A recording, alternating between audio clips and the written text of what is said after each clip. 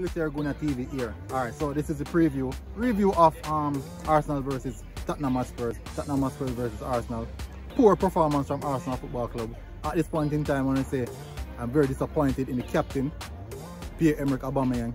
As you guys know, he's not been performing for a variety of games now, and at this point in time, I do believe that he should be dropped.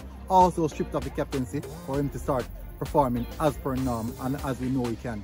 But not much to say about the game. Extremely poor performance, dominated possession, but possession without goals or nothing. Tottenham Hotspur soak up the pressure, 2 counter, boom, 2 goals, and that's it. Smash and grab for Jose Mourinho, and the crisis carry on for Arsenal Football Club, and Jose Mourinho is now at the top of the table alongside Liverpool, where they are fighting for the title while Arsenal is fighting against relegation. So it is a sad time for Arsenal Football Club, especially the fans, but I'll go into further details in the next show. But for now, upset, sad, depressed, Military Gunner TV. Please like, share and subscribe. I'm out.